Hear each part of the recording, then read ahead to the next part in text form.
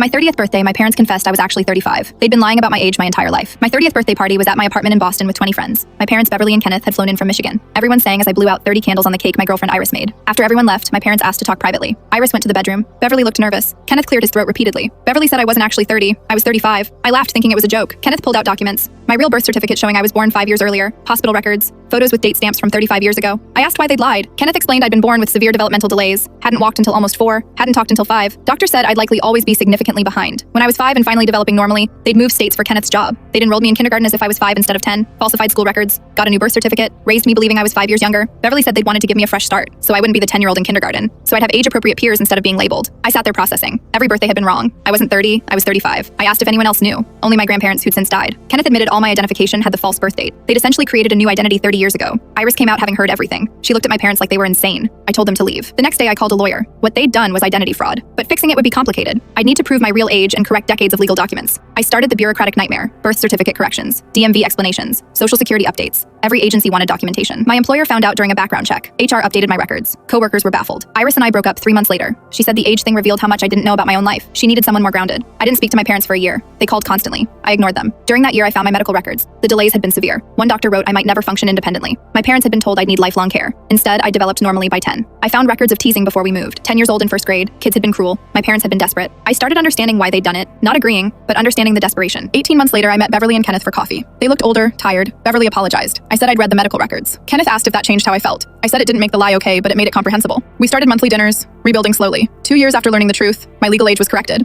I was officially 37. I threw myself a 35th birthday party. Beverly and Kenneth came. Awkward but healing. At the party, a woman named Phoenix approached me. She'd heard about my situation. Something similar had happened to her. She understood the disorientation. Phoenix and I talked regularly. She recommended her therapist. I started sessions. Over months, Phoenix and I became close. We bonded over our unusual histories but built our relationship on complete honesty. 3 years after learning I was 35, Phoenix and I got engaged. We promised each other truth always. Beverly cried at our wedding. She apologized again. I said I'd forgiven her and Kenneth. The lie had been wrong, but came from love and desperation. Phoenix and I had a daughter 2 years later, named her Vera, meaning truth. We promised she'd always know the truth about herself. When Vera was born, Beverly and Kenneth gave us all my original documents, everything they'd hidden. They said Vera deserved to know her family's complete history. The hidden truth about my age had destroyed my sense of self initially, but rebuilding taught me identity isn't just what you're told, it's what you discover and build yourself. Beverly and Kenneth had stolen 5 years trying to protect me, but in confessing, they'd given me truth. And truth, however painful, was the foundation for everything real. Phoenix understood that. Vera would grow up knowing it. I'd spent the second half of my life living it. I was 40 now, 5 years older than I'd thought, but also 5 years more experienced in grace, forgiveness, and complicated love between parents and children. The lie had hurt, the truth had been painful, but living honestly after years of deception was beautiful. I'd lost 5 years, but I'd gained something more valuable: the knowledge that identity is chosen, not given. That forgiveness is possible even after profound betrayal. That truth, however late, sets you free. Those were 5 years well spent learning what mattered most.